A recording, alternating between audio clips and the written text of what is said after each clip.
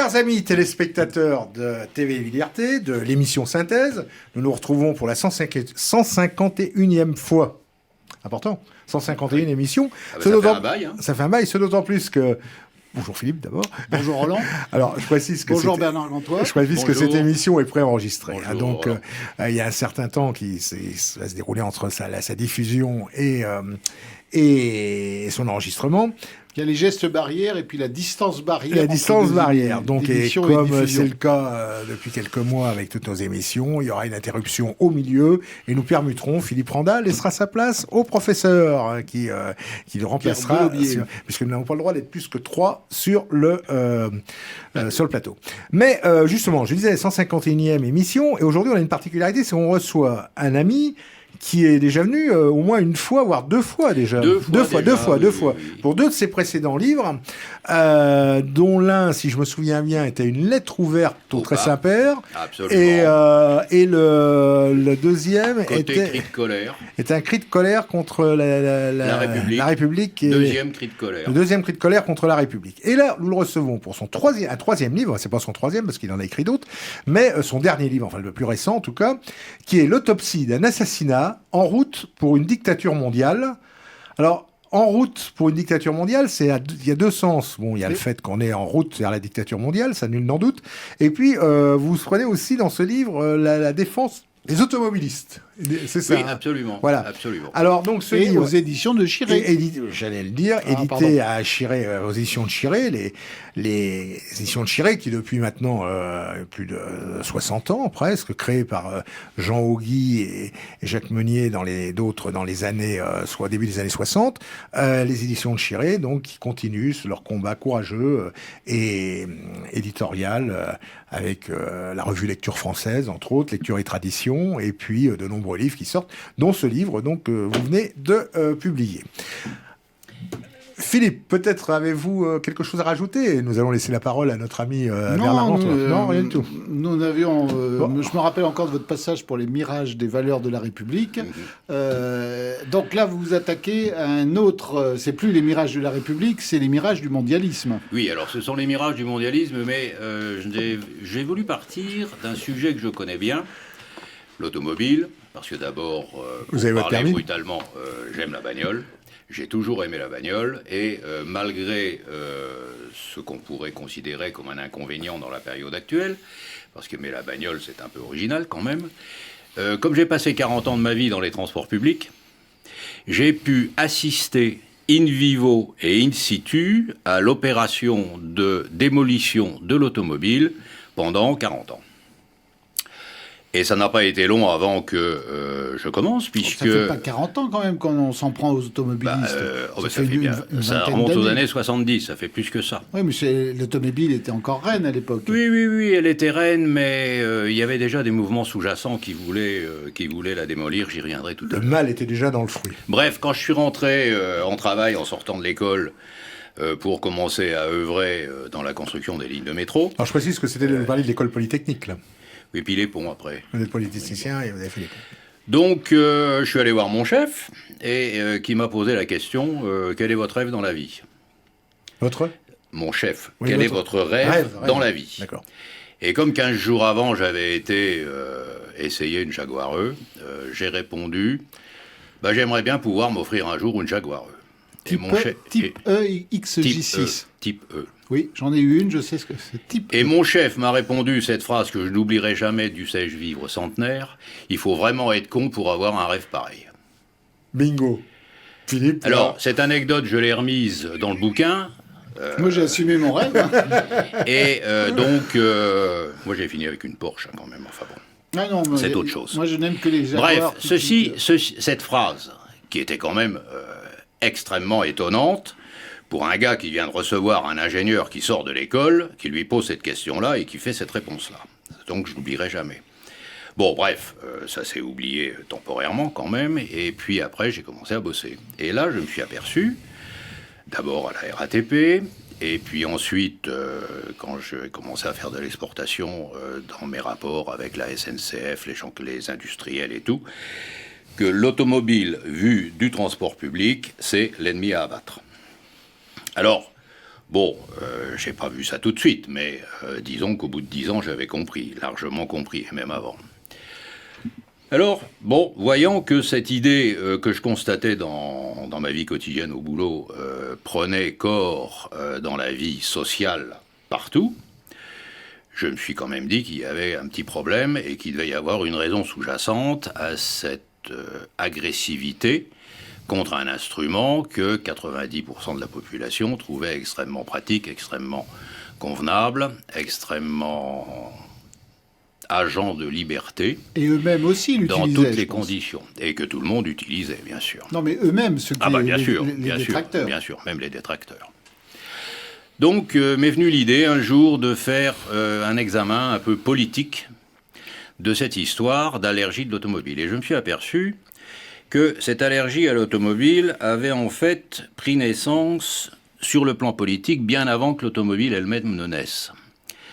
En fait, la notion de socialisation, c'est-à-dire en termes crus de transport public versus le transport individuel, a pris naissance en Angleterre au XIXe siècle, quand un certain Karl Marx a commencé à sortir son manifeste communiste pour protester contre l'esclavage dans lequel étaient réduits les ouvriers au milieu du XIXe siècle en Angleterre. Il a sorti son manifeste communiste en 1848, autant que je me souvienne, juste avant la révolution de 1848 à Paris.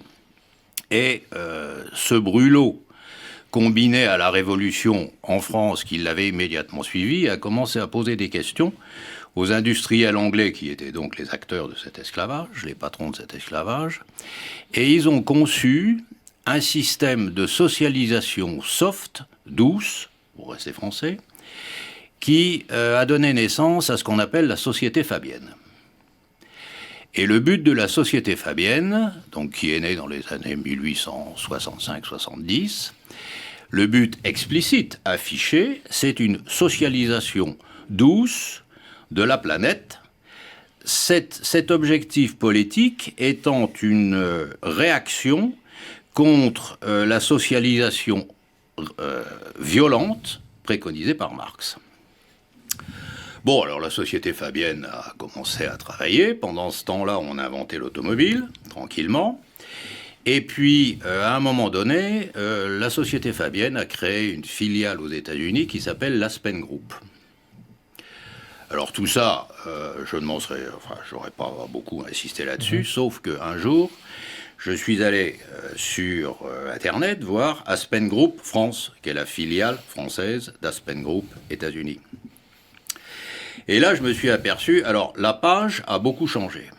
Mais à l'époque, c'était il y a une quinzaine d'années, la page Internet d'Aspen Group France, c'était le but d'Aspen Group France est d'appliquer dans sa totalité la philosophie des Lumières dans le pays.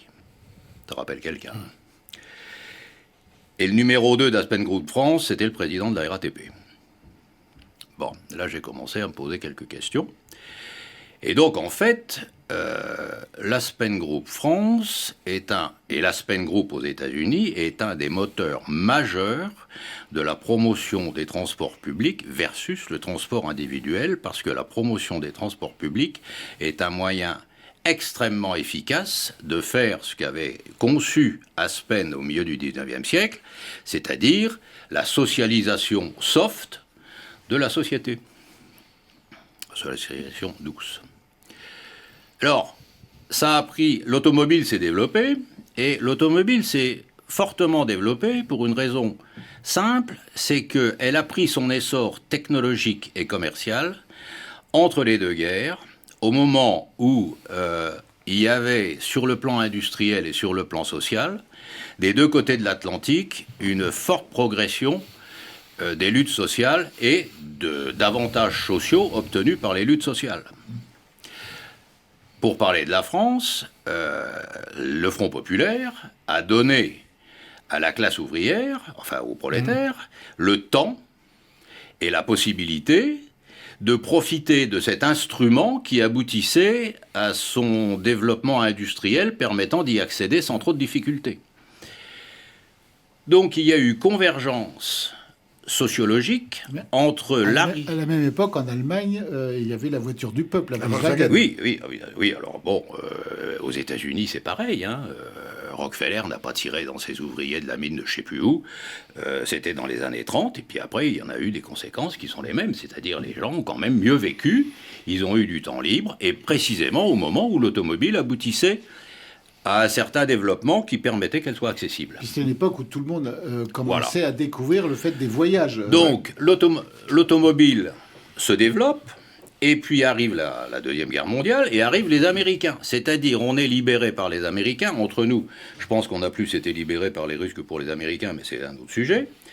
Et les Américains débarquent avec quoi? Les Marlboro et l'industrie automobile. Et tous les films qui montrent l'automobile. Puisque, grâce à l'accord Burns-Bloom, le cinéma américain a pris 30 ou 35%, je ne sais plus le chiffre exact, du marché cinématographique français. Donc là, avec tout ça, l'automobile explose. L'automobile explose, et ceux qui avaient dans l'esprit de voir les transports publics se développer, ils n'ont rien pu faire parce que le mouvement était absolument irrésistible. Bon, jusqu'à ce qu'on arrive dans les années 70. Alors dans les années 70, on a commencé à se dire qu'il fallait quand même régler le problème, et on a commencé à sortir des gens critiquant vertement l'automobile. On a inventé l'écologie. Et en fait, on a commencé à en mettre en place un plan de l'écologie qui existait déjà un petit peu avant, quand même. Oui, il y a même eu un candidat écologiste. En 74, oui, René Dumont. Voilà. Dumont, qui avait dit que l'automobile, ça prend de la place, ça pue et c'est con. Il avait dû sortir quelque chose de ce genre, ça devait être dans le bouquin. Bon, alors l'assassinat s'est fait comment? L'assassinat, il s'est fait d'une manière extrêmement simple, en plusieurs étapes. La première étape, ça a consisté à ne pas faire de route. C'est-à-dire, quand on regarde la progression du parc automobile, alors dans l'automobile, je mets aussi les transports par camion. Oui. Quand on regarde la progression du parc automobile, le nombre de kilomètres, c'est très facile à savoir, il suffit de regarder les statistiques de gasoil et d'essence consommée. Quand on regarde la progression du parc, des kilomètres parcourus, et quand on regarde l'augmentation de la capacité routière, c'est absolument incommensurable. Donc on a commencé à avoir des accidents en pagaille. Bon, les voitures étaient moins sûres. Pour vous, c'est un problème de route? On n'a pas fait suffisamment de route. Ça a été le début. Donc on n'a pas construit assez de routes, on est resté... Et d'autoroutes aussi. Alors attendez, après. Ouais. Jusqu'à un moment où c'est devenu absolument intenable, et on a commencé à construire des autoroutes. Enfin, à demander aux privés de construire des autoroutes. Ça a un peu soulagé le problème, mais une fois qu'on a construit le réseau principal, c'est-à-dire la croix, enfin l'étoile d'autoroutes qui partent de Paris, maintenant, on n'en construit pratiquement plus. Il est excessivement difficile de construire une autoroute. Il suffit de voir les ennuis qu'il y a eu pour construire la A89 entre Bordeaux et Lyon.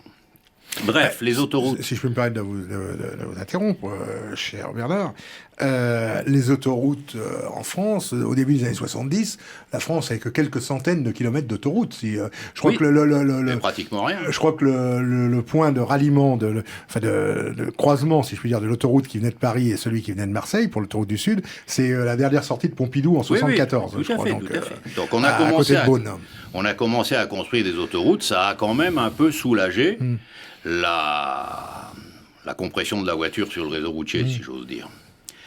Bon, donc on a un peu soulagé, puis on a fait aussi quelques autres améliorations. Il y a eu notamment le plan de Gaulle pour faire les voies rapides de Bretagne, puis on a eu d'autres. Au discours de Quimper. Bon, alors, une fois qu'on a fait ça, on a trouvé que le vrai problème, c'était les villes. Alors, il y a eu dans les villes la période, du moins à Paris, où Chirac a construit des parkings, mais on a lancé en fait une opération plus que vicieuse qui consiste à bourrer les villes de tramway. Le but du tramway n'est pas... Enfin, il transporte les gens, le tramway, ça c'est indiscutable. Mais le but essentiel du tramway n'est pas le transport. Le but essentiel du tramway, c'est de sortir l'automobile des villes. D'ailleurs, le même Chirac, quand il a inauguré le tramway de Bordeaux, alors je ne sais plus quand c'était, ça devait être 93 ou quelque chose comme ça, a dit dans son discours qu'on peut retrouver sur Internet une phrase qui est à peu près celle-ci. Ce magnifique instrument est certes un instrument de transport, mais il est surtout un instrument d'intégration sociale. Bon, donc on a construit... Alors le monsieur qui m'avait fait la réflexion sur la Jaguar Type E, c'est celui qui a relancé le tramway de Nantes, qui, comme on l'a fait observer, n'était pas le premier, mais enfin c'était le premier qui, pour être moderne, dans une technologie moderne, puisqu'il y avait celui de Saint-Étienne qui n'avait jamais été démonté, mais enfin il était quand même beaucoup plus ancien. Enfin le premier tramway moderne de France, c'est celui de Nantes, fait par mon ancien patron, enfin promu par mon ancien patron, et qui depuis a fait beaucoup de petits, puisque maintenant il y a dans toutes les villes un peu consistantes, il y a un tramway. Résultat, il n'y a plus de voitures. Enfin du moins... Il y en a, et on ne peut pas dire qu'il n'y en a plus du tout, mais il y en a considérablement moins. Surtout quand on a pris soin de rendre le parking inabordable, c'est-à-dire inexistant ou inabordable. Paris étant protégé du tramway, puisqu'il a son réseau de métro. Plus les voies bus, les voies bus, les voies pieds, enfin bref. Est-ce que ça a vraiment diminué le parc automobile, ou est-ce que ça a juste enquiquiné les automobilistes ? Ça a considérablement diminué la circulation automobile, et ça a donc, ipso facto, emmerdé les gens. Ça, c'est clair. Mais... Si on leur proposait autre chose à la place. Là, je vais me faire un peu l'avocat du diable, parce que moi, j'aime bien la voiture, mais...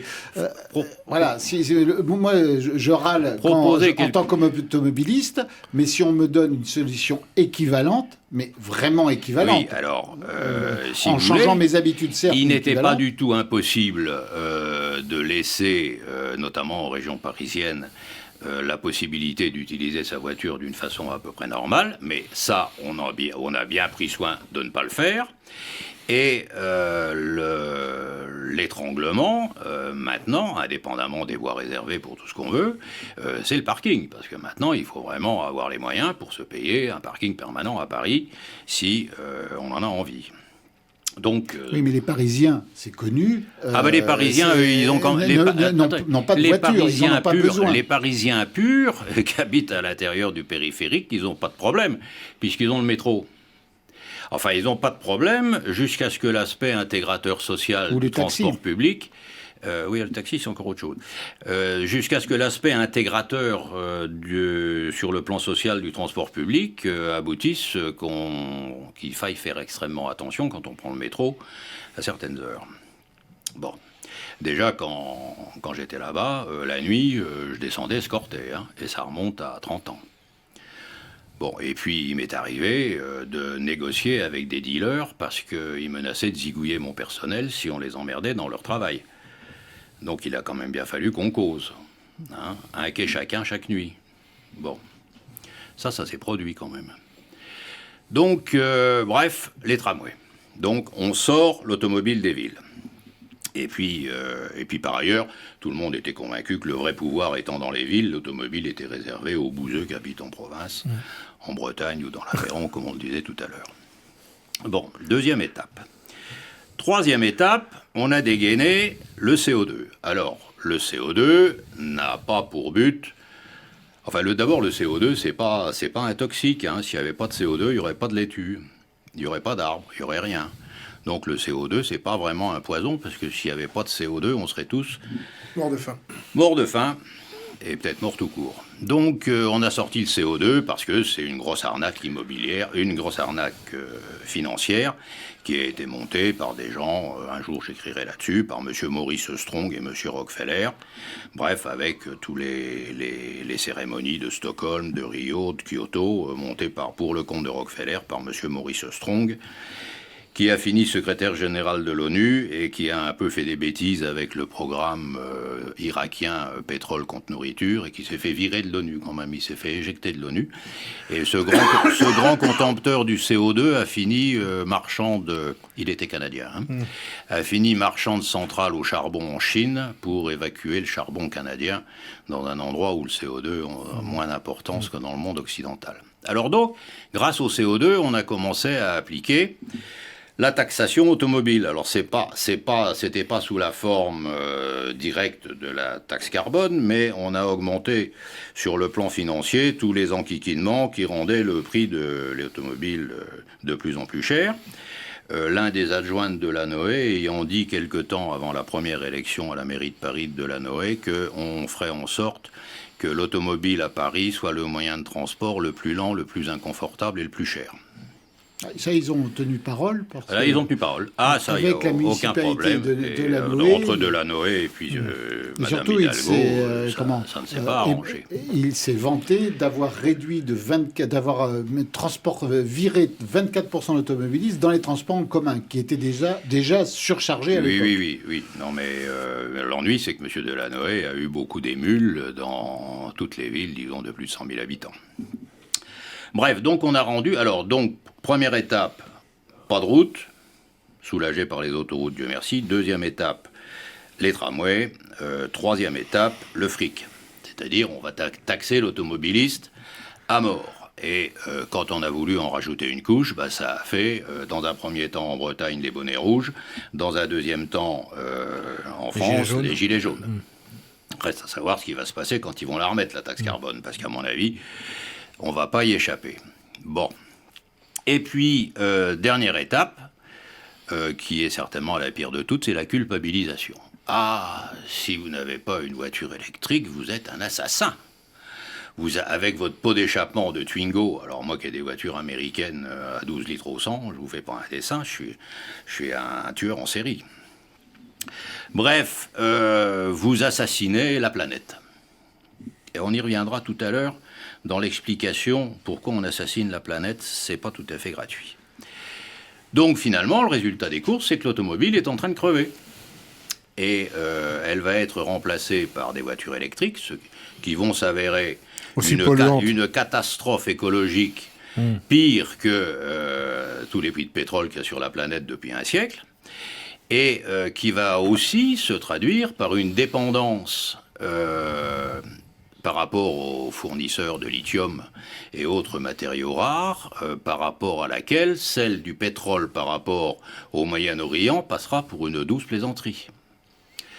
Et pourquoi ça va être une catastrophe écologique alors Parce que les batteries, qu'est-ce qu'on en fait?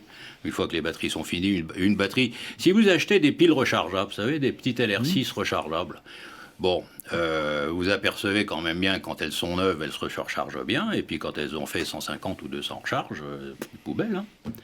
Et bien les batteries, en gros, c'est pareil. Alors peut-être qu'ils vont trouver des poutres de perlimpinpin pour que ça ne soit pas 200 recharges, mais que ça soit 2000, mais ça ne sera sûrement pas 10 000. Et le lithium, il vient quoi? Et il vient d'où? Il vient de mines qui sont un peu partout, qui sont des catastrophes écologiques, et qui sont, hélas, pour la plupart, tenues par la Chine à 80%. Enfin, le lithium de la planète est sous le contrôle de la Chine, directement ou indirectement, à 80%. C'est pour ça que je dis que la dépendance par rapport au lithium va être infiniment pire que la dépendance par rapport au pétrole, à moins qu'on ne trouve d'autres matériaux pour remplacer le lithium. Mais à mon avis, si on en trouve d'autres, ils seront encore plus rares que le lithium. Parce que s'ils étaient si abondants, on les aurait, à mon avis, déjà trouvés. Parce que le lithium, je suis quand même pas le seul à dire que ça va être une contrainte épouvantable. Et puis les batteries, une fois qu'elles sont usées, on en fait quoi? Alors il va falloir construire des usines pour récupérer le lithium qu'il y a dans les batteries usées. Bon, on verra où est-ce qu'on les mettra, celles-là, parce qu'elles risquent de ne pas être tout à fait anodines sur le plan de la pollution. Mais bon, c'est le futur, ne parlons pas trop. On ne peut pas les reconditionner, on ne peut pas s'en servir, les batteries les batteries, on ne sait pas plus en faire quoi que des pales d'éoliennes. Hein. Donc c'est pas pire que les déchets nucléaires, finalement. C'est infiniment pire que les déchets nucléaires. Ah oui, ça, alors là, on peut en dire... On a droit à une parenthèse? Oui, bien sûr, oui. Petite parenthèse. Une grande parenthèse. Enfin, pas trop long quand même, parce qu'il y aura la chronique de Philippe Randa. Mais... Bon, il y a eu une époque sous M. Jospin où on a arrêté le surgénérateur Superphénix. Bon. On ne l'a pas arrêté, on l'a démoli. Il faut quand même savoir que le surgénérateur Superphénix bouffait les déchets nucléaires et les transformait en carburant. Et ce qui restait, c'était vraiment 3 fois rien. C'était l'équivalent de 2 bouteilles de vin pour la France en 1 an. On l'a cassé. On l'a cassé, on l'a cassé parce que ça ne plaisait pas aux écolos. Et que Jospin, il avait été élu grâce aux écolos. Enfin, il est devenu Premier ministre grâce aux écolos. Et donc, grâce à la brillante dissolution du camarade Alain Juppé. Et donc, on a cassé cet instrument, et maintenant, il y a des surgénérateurs, c'est-à-dire des réacteurs nucléaires à neutrons rapides partout. Il y en a aux États-Unis, il y en a en Chine, il y en a en Russie. Et ils recyclent leurs déchets nucléaires. Alors bon, ça a été... Sans qu'il reste de quoi que ce soit, sauf très petite quantité. Il reste 3 fois rien. Donc, quand on dit que Areva a des soucis, que Areva a été mal géré par Madame Lauvergeon, c'est vrai. Mais l'assassinat, le coup de poignard dans le cœur du nucléaire français a été donné par M. Jospin le jour où on a dit on arrête Superphénix. Parce que comme on avait arrêté Superphénix et qu'il y avait du business et puis des gens qui seraient au chômage si Areva se cassait la figure trop vite, enfin ils finiront au chômage de toute manière, mais ça aura gagné un certain temps, 20 ans quand même, si on avait continué, il n'y aurait pas eu de problème. Il n'y aurait pas eu de problème. Et à cause de l'arrêt du Superphénix, on a inventé l'EPR. L'EPR qui est un bidouillage infâme des réacteurs d'avant pour essayer de faire semblant d'être aussi performant que Superphénix. Ça a été une catastrophe. Fin de la parenthèse. Alors, fin de la parenthèse, et puis aussi... comme je le disais tout à l'heure, l'heure avance, c'est passionnant de vous écouter. Alors, Bernard Gantois, certains auditeurs seront ravis que vous parliez et que je vous laisse parler, parce que c'est pareil, régulièrement, j'empêche les gens de parler. Enfin, ça, c'est pas grave. Enfin, voilà. Donc, on vous a écouté, j'ai c'est passionnant. J'ai un gros moteur, c'est dur de m'arrêter.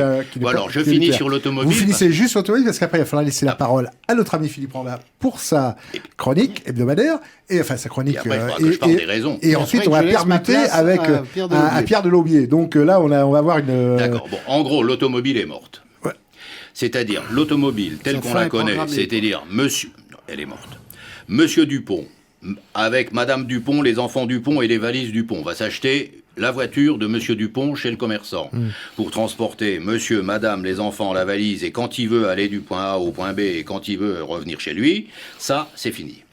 L'automobile de l'avenir, et comme je le disais il n'y a pas longtemps, l'automobile de l'avenir est déjà dans les cartons des stratèges des grandes firmes automobiles, parce qu'il se trouve le hasard de la vie a fait que je connais quelqu'un qui travaille à la stratégie d'une grande boîte automobile en Allemagne. L'avenir, c'est, vous demanderez sur votre smartphone, je veux une voiture pour transporter 2 personnes, 4 valises, 2 enfants, du point A, voilà mon adresse, au point B, voilà mon adresse. L'heure de départ, c'est temps, vous verrez une voiture automatique qui est en train de se développer. Arriver du modèle qui convient pour transporter votre famille à l'heure que vous voulez pour vous emmener au point B, mais avant, on vous aura piqué les sous, bien sûr. Ça, c'est la voiture de l'avenir. Et c'est déjà dans les tuyaux, c'est, à mon avis, dans moins de 10 ans. Et là, peut-être que, comme on construira moins de voitures, les voitures seront électriques. Mais, alors, dans le bénéfice de qui ? De la banque. Parce qu'évidemment, la banque gérera le constructeur automobile, il y en aura un ou deux sur la planète qui fabriquera des voitures qui sont toutes les mêmes. Elle gérera les sociétés d'entretien des voitures, parce que même électriques, il faut bien les entretenir. Elle gérera la société qui permet de piquer l'argent sur les comptes des gens à travers leur smartphone. Bref, la banque gérera tout ça.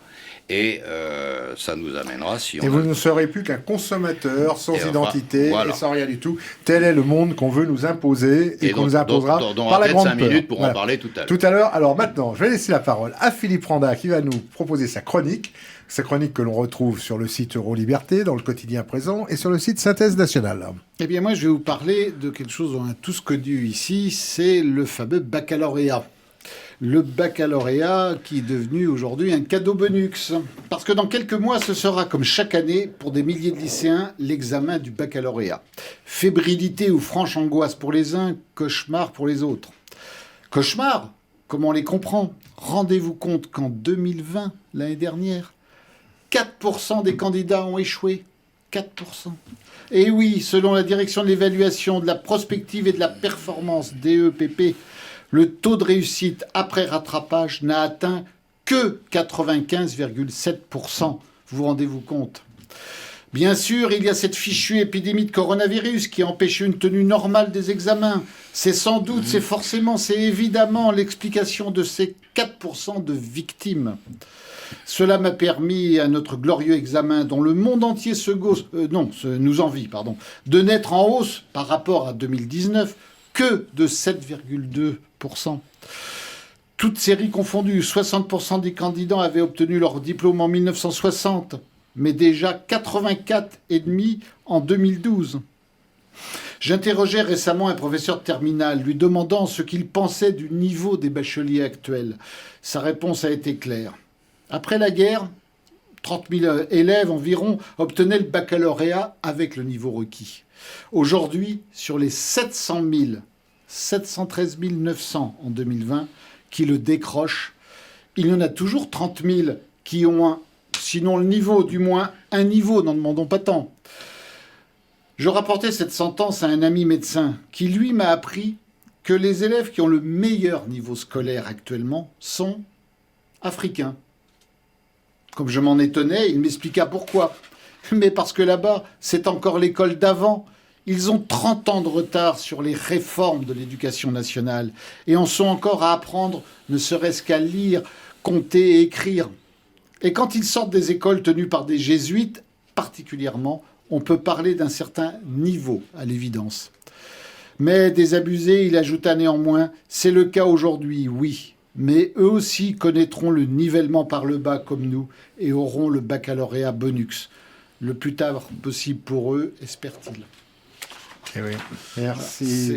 Vous vous rendez compte, 95,7% de réussite. Et il y a encore des Français qui disent c'est formidable comment le niveau augmente. Ce baccalauréat, maintenant je m'amuse à demander régulièrement, que ce soit à mon fils aîné qui l'a eu, ou à d'autres amis qui sont dans la vie active, est-ce qu'on vous a demandé une seule fois de prouver que vous aviez le baccalauréat ? Jamais. On vous demande même plus, pour les jeunes, mais on demande même plus le niveau de si on a le bac. Tout le monde peut dire qu'il a le bac, même celui qui l'a pas passé. Ça n'a plus aucune importance. Et on continue de mentir aux gens, de les entretenir dans cette idée que le baccalauréat, c'est un diplôme important. Mais c'est pas un diplôme. Il faut faire tant d'années d'études, arriver jusqu'au bac et basta, quoi. Vous me permettez 30 secondes là-dessus. 28 hier, j'écoutais une émission à la radio où un intervenant avait demandé à un parfait connaisseur de la Russie si Poutine n'était pas trop inquiet du côté agressif du nouveau président américain Biden. Et la réponse a été, ouvrez les guillemets, à un mot ou deux près, la suivante. Poutine, il s'en fout, il sait que son armement a 10 ans d'avance. Fermez les guillemets. Réponse, pourquoi l'armement russe a 10 ans d'avance sur l'armement américain ? Réponse du gars qui connaissait bien la Russie, parce que tout le monde sait qu'en Amérique, l'éducation est tellement effondrée qu'ils ne sont plus capables de faire des ingénieurs capables de rivaliser avec ceux des Russes. Fermez les guillemets. Post-scriptum, c'est parfaitement mon avis et c'est bien pareil pour la France. Tout est dit. Philippe, merci. Je vous abandonne, je laisse la place à Pierre Delaubier. À très bientôt. Merci. Toi.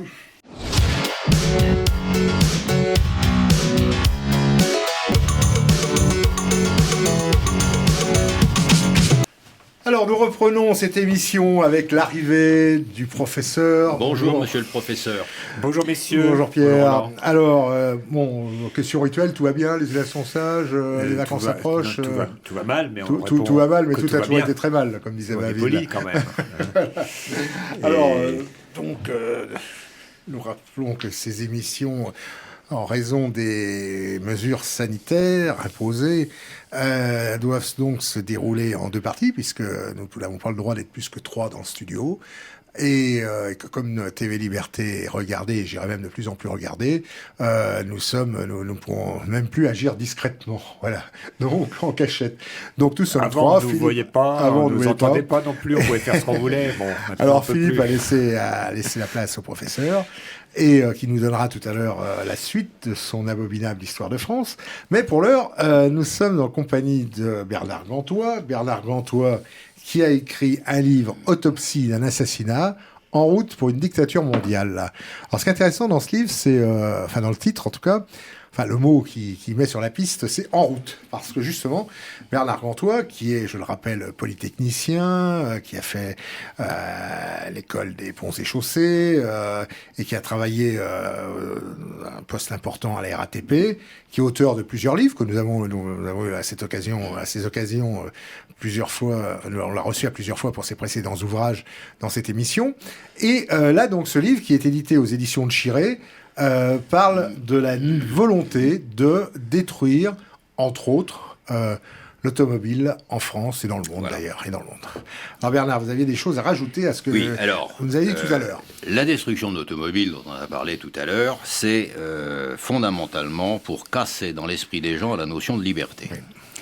Et pourquoi faut-il casser dans l'esprit des gens la notion de liberté? C'est en raison de considérations qui sont voisines de la métaphysique, qui en gros sont les suivantes. Il y a deux manières de voir le monde. La manière, il faut construire le paradis terrestre ici. Alors ça, c'est la manière de Marx, du matérialisme, de l'Union soviétique, peut-être un peu aussi de la Chine, avec une certaine réserve, certainement de la Révolution française. Et ça, c'est la première manière. La deuxième manière, c'est le paradis, il est, on ne sait pas trop où, mais ailleurs, et ici, on fait ce qu'on peut. En termes clairs, les utopistes d'un côté, les réalistes de l'autre. En quelque sorte. Alors, la première manière, c'est le domaine de l'idéologie. Et la manière, donc, idéologique mondialiste. L'autre manière, ici-bas, on fait ce qu'on peut parce que le paradis est ailleurs, c'est le pragmatisme. Et en fait, si on regarde de près, ces deux manières correspondent à deux visions eschatologiques différentes. La première, qui concerne la position que l'on a vis-à-vis de Dieu. La première manière consiste à considérer que la création émane de Dieu. C'est-à-dire que dans la création, tout a une partie divine en soi. On appelle ça le monisme, parce que Dieu et sa création ne font qu'un.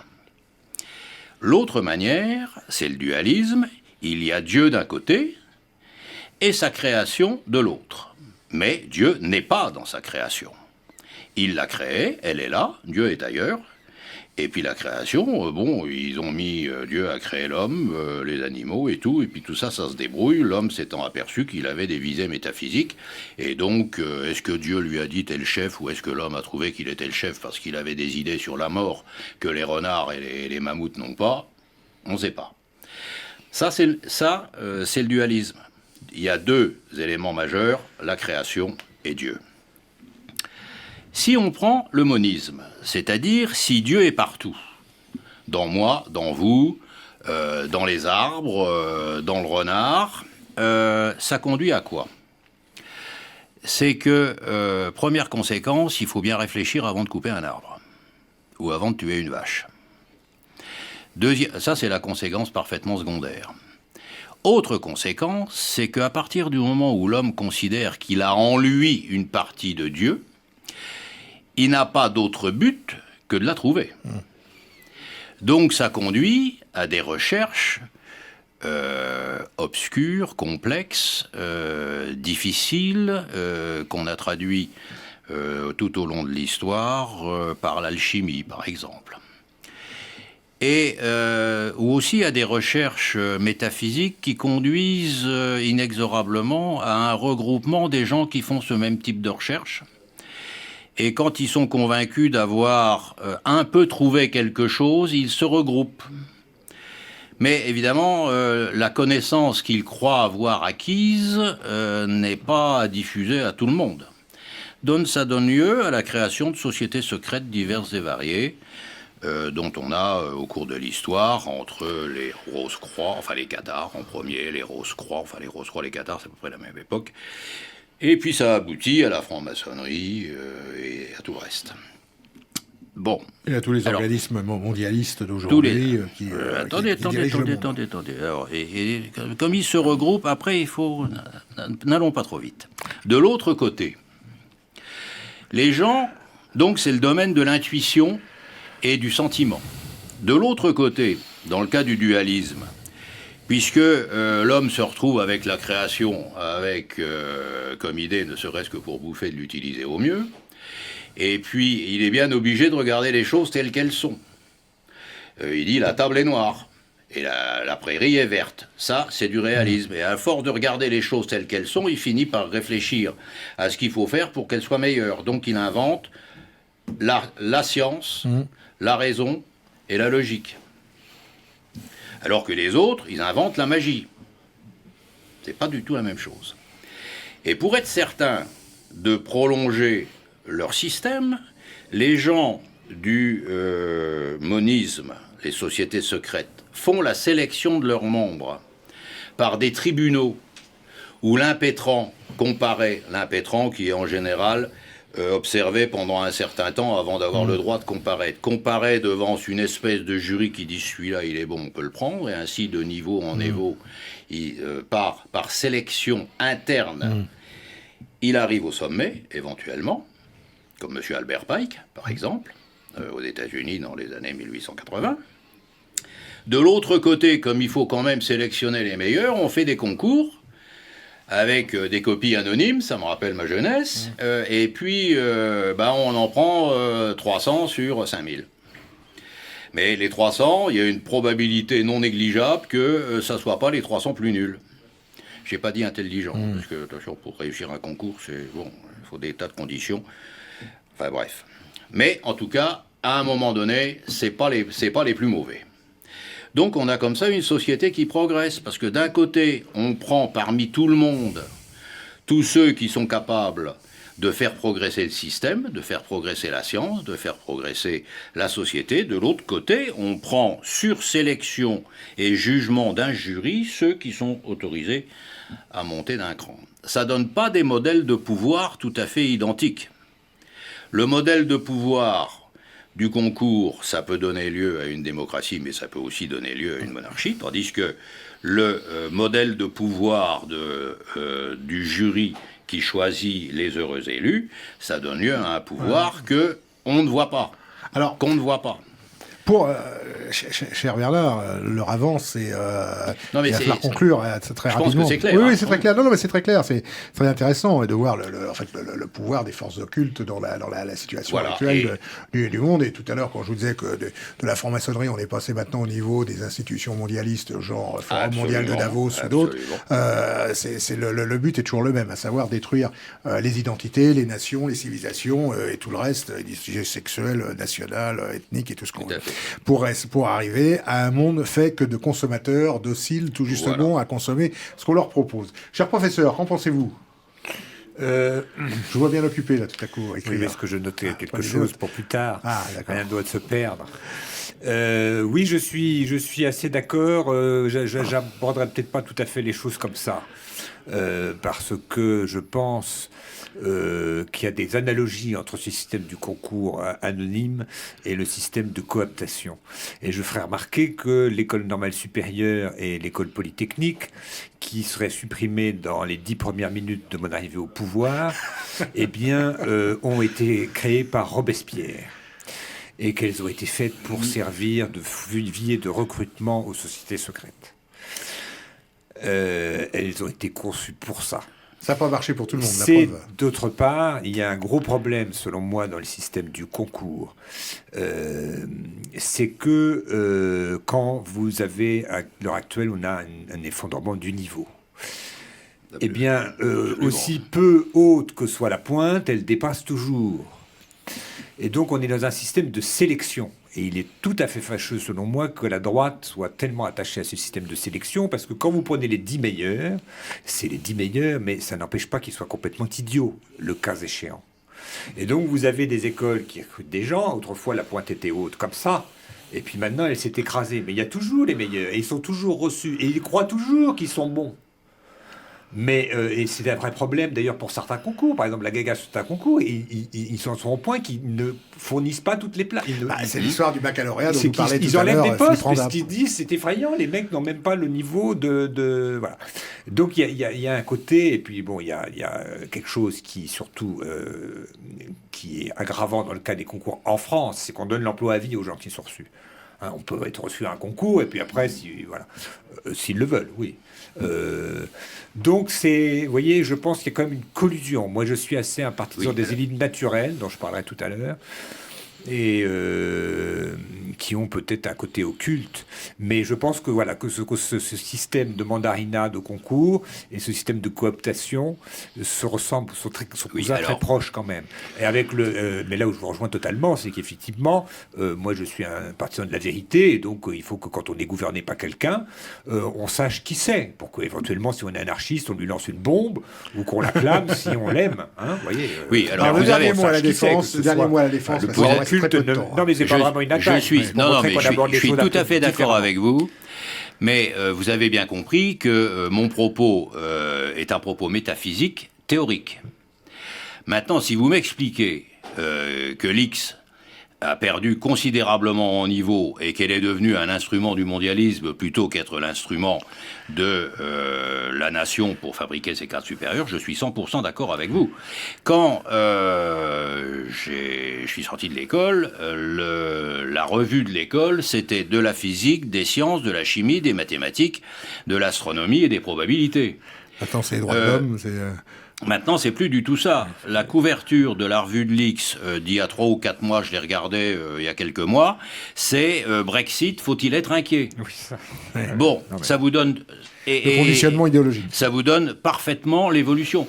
Si vous voulez, moi j'ai fait une description théorique, mais ça n'enlève absolument rien à la véracité de ce que vous dites, que le niveau de l'X, dans le domaine des sciences, j'entends, dans le domaine du commerce et du mondialisme, sûrement pas, dans le domaine des sciences, c'est complètement effondré, et par ailleurs, la pointe, le côté social de l'X, c'est aussi totalement effondré. Moi, mes parents étaient instituteurs, j'ai pu faire l'X.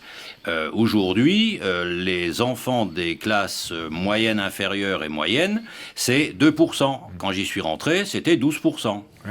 C'est tout. Alors, vous avez parfaitement raison, mais je n'ai pas tort non plus, parce que moi, j'ai fait un exposé théorique, et vous, vous avez fait une photo d'aujourd'hui. Voilà, j'ai bien un peu commencé en disant que, voilà... Vous avez fait une photo d'aujourd'hui. Vous avez raisonné avec votre esprit, donc moi, j'arrive à votre conclusion par mon chemin à moi, ce qui est quand même normal. Je vois que nous sommes d'accord, et que la synthèse de tout cela, eh bien, c'est de lire le livre de Bernard Gantois, Autopsie d'un assassinat, en route pour une dictature mondiale. Et tout ça est très bien développé dans ce livre qui a été édité par Chiré. Et j'en crois à une phrase. Une phrase Nous seulement. sommes dans un monde parfaitement moniste. Et il ne faut pas oublier que la démonstration pratique sur le terrain que nous sommes dans un monde moniste, c'est que nous avons un ministre dans le gouvernement français aujourd'hui qui se vante de croire à la magie et de faire tourner les tables. Mais on n'en aura pas qui est-ce? C'est Chiappa. Ah. Merci. Elle fait tourner les tables. Elle fait tourner les tables. Elle a fait une déclaration. Elle a dit qu'elle donc elle sait faire quelque chose. Ah bah, c'est faire quelque chose. Elle sait faire une chose. Oh, n'en tirez pas des conclusions. Professeur. Oui. Votre abominable histoire de France, puisqu'on est dans l'abomination totale. C'est là que tout a commencé. Si on parle de Chiappa. C'est là que tout a commencé. Je dois dire que il va falloir que j'improvise un petit peu, parce que j'arrive à la 4 minutes. Normalement, j'ai 5. Bon, je suis déjà volé d'une minute. Mais on n'a pas tous les jours un polytechnicien. Je ne vais pas vous raconter la proclamation de l'Empire. Bonaparte a constitué, je vous ai déjà expliqué, une foison d'organismes, alors que c'est un pouvoir personnel. Plus le pouvoir n'appartient qu'à un seul, plus il y a des dizaines d'organismes. Voilà. C'est un système de dilution de la responsabilité. Et donc l'Empire est proclamé. Napoléon est donc l'objet de cette cérémonie grotesque qui a été peinte de manière mensongère par le célèbre David, peintre régicide. Et ce serait une grosse erreur justement de croire ce qui est un petit peu devenu une espèce de consolation des royalistes, parce qu'ils ont évidemment beaucoup de choses de quoi ils cherchent à se consoler. Et certains royalistes, pas tous, finalement se disent le Premier Empire, c'est un peu la monarchie. Bon, au lieu d'avoir un manteau bleu, il a un manteau rouge. Au lieu qu'il y ait des petites fleurs de lys, il y a des petites abeilles. C'est mignon les petites abeilles, le biel, c'est bon. Et puis on est à Notre-Dame, voilà, on a le pape qui est là, on lui tape un petit peu sur la joue pour qu'il se laisse pas faire, donc pour le contraindre à faire ce qu'on voudrait faire. Bon voilà, je passe sur les comparaisons qu'on pourrait faire avec le sac de Charlemagne qui ressemble beaucoup à celui de Napoléon, peut-être pas comme on l'imagine.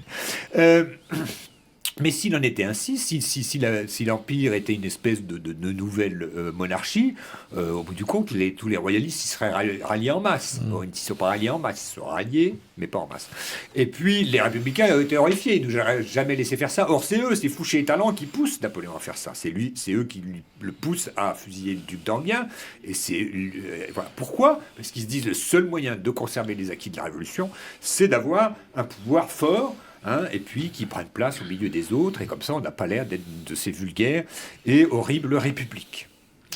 D'autant plus que Talleyrand, il est comme de bonne famille. Et voilà. Et ce qui illustre ce que dit Napoléon, on ne détruit que ce qu'on remplace.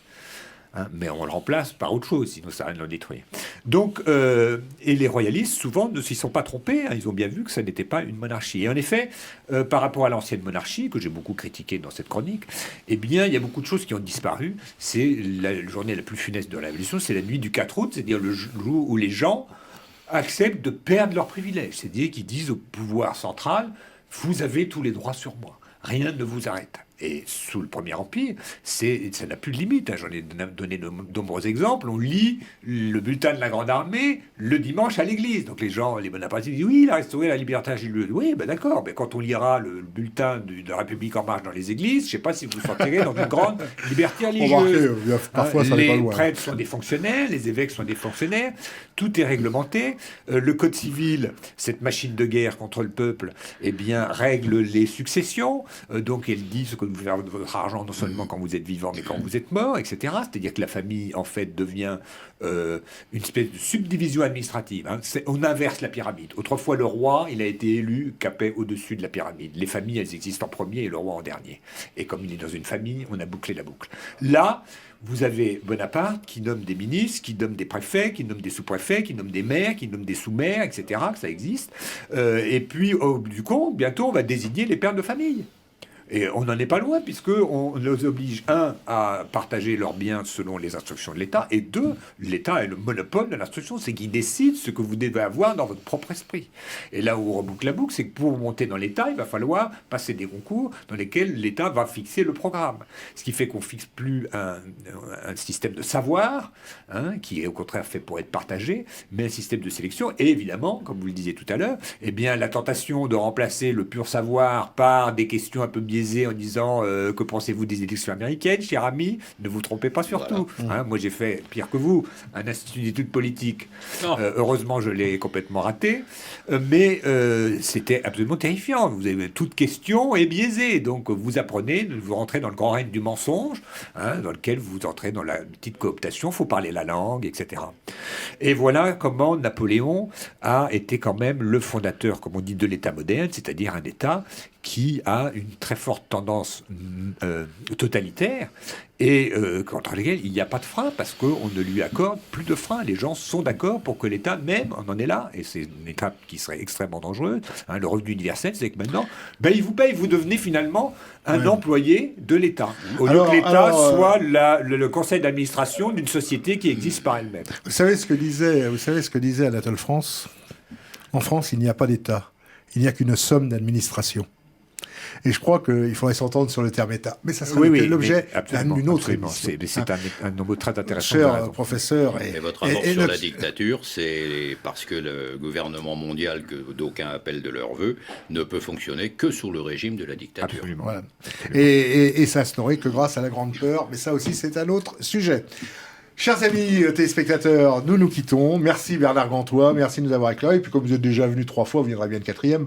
Donc, oui, d'autant plus que j'ai un petit bouquin dont on n'a pas parlé. On en parlera c'est un roman. On en parlera la prochaine fois. C'est sur la Reconquista. Voilà, c'est très intéressant. Et il s'appelle, on va quand même donner le nom. Les Guerrières. Les Guerrières aux éditions Via Romanas. Absolument, et c'est un bouquin féministe en plus. Féministe, et en plus il y a un menhir dessus. Et c'est un vrai menhir. Et il habite en Bretagne. Lui aussi. Chers amis, à la prochaine fois pour une prochaine émission. Merci. Merci Roland.